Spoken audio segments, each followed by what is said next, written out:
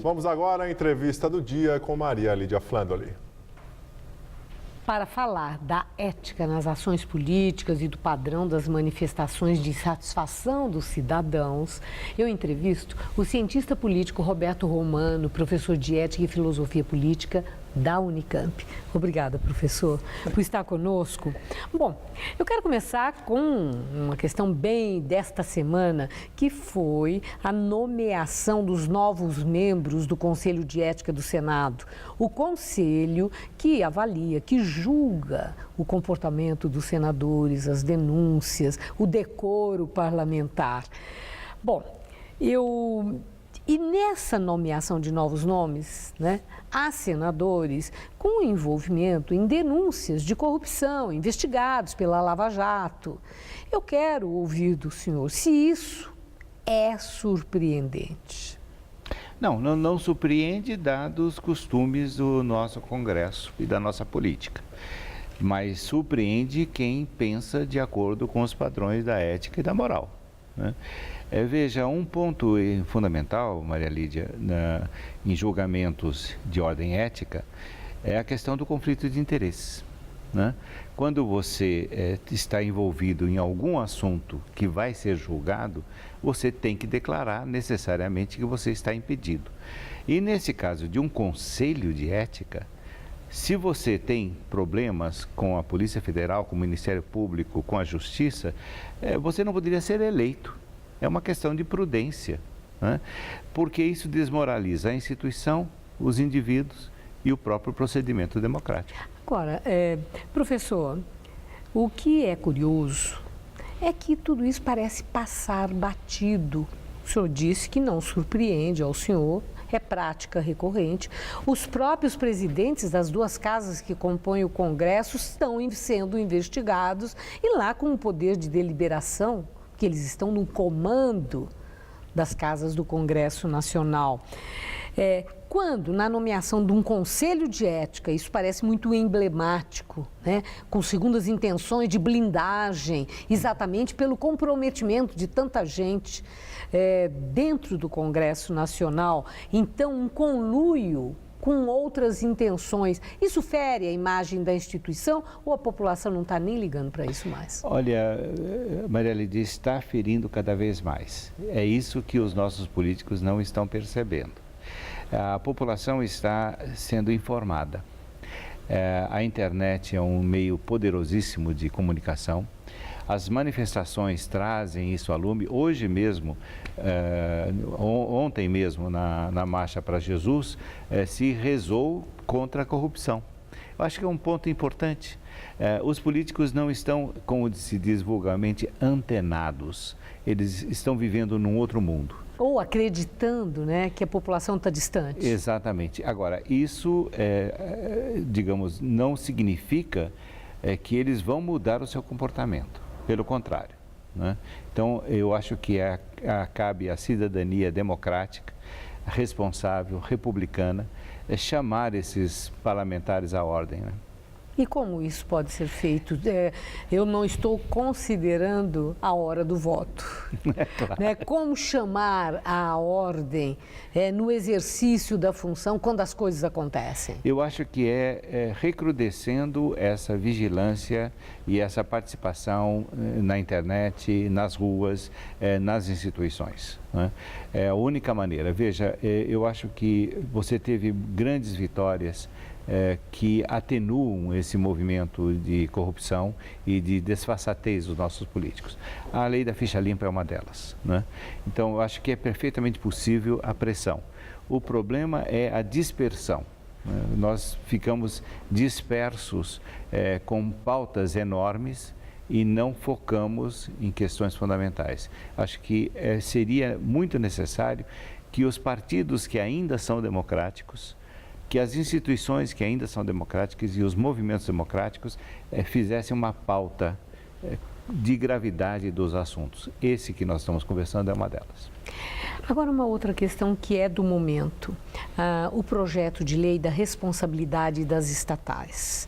no Congresso, nesse projeto de lei, alguns itens estão sendo encarados pelo Palácio do Planalto, pela própria Presidente da República, como uma ação para limitar os poderes do Executivo e que isso não é bom para a democracia. Isso fere a autonomia e independência dos poderes. Eu vou exemplificar, nesse caso da lei da responsabilidade das estatais, a proibição da nomeação de ministros de Estado, de políticos, para compor conselhos dessas estatais ou mesmo presidir, etc.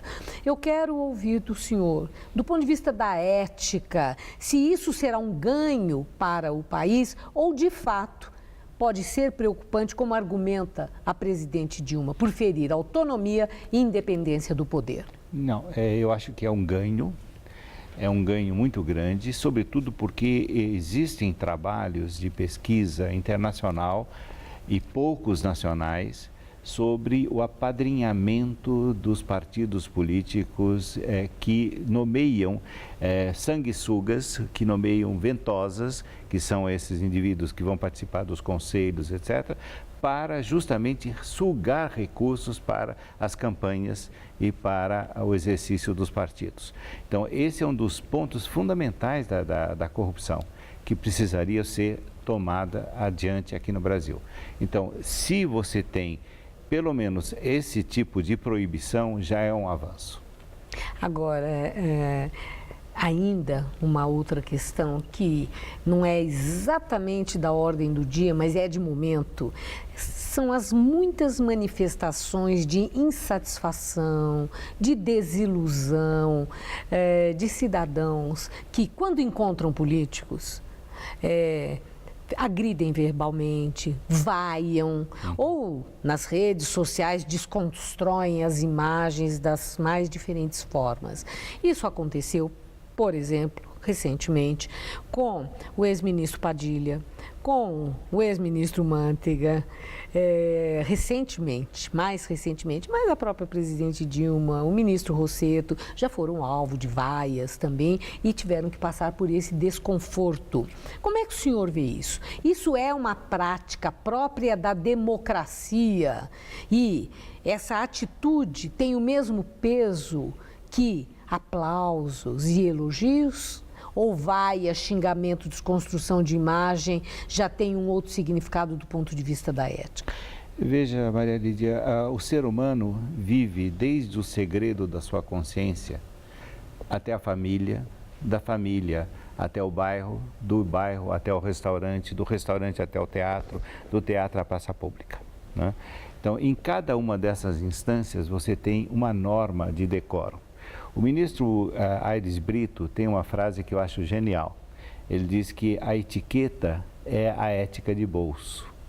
Então, se você está num restaurante, você tem que pensar que além da sua indignação, da sua ideologia, das suas preferências, você está convivendo com pessoas outras que estão ali para um momento especial. Uma refeição em família, uma refeição em amigos, etc. Então, você não tem o direito de impor a sua perspectiva naquele ambiente. Se você está num teatro, a coisa é mais diluída. É um número muito grande de pessoas, você pode vaiar. Se você vai à peça, você pode vaiar uma autoridade. Mas aí você também tem que pensar nas consequências. Você citou vários políticos vaiados, mas você se lembra que o próprio ministro Joaquim Barbosa recebeu esse tipo de tratamento por parte de petistas, né? Eu me lembro, e isso também é um ponto que me deixa muito preocupado, porque isso faz parte um pouco da falta de educação da cultura brasileira, né? O governador Mário Covas, né? Um homem a quem nós devemos muito em termos de luta, que foi apedrejado na Praça da República por petistas. Né? Então, se você instaura esse movimento de perda da ética, né, da etiqueta, né, do bom dia, boa tarde, do respeito ao outro, se você se julga no direito de, num hospital, né, você se manifestar, você está esquecendo a vida coletiva. Então, esse é um ponto. A autenticidade nem sempre é sinônimo de civilidade. Muito obrigada, professor. Uma boa noite. Boa noite.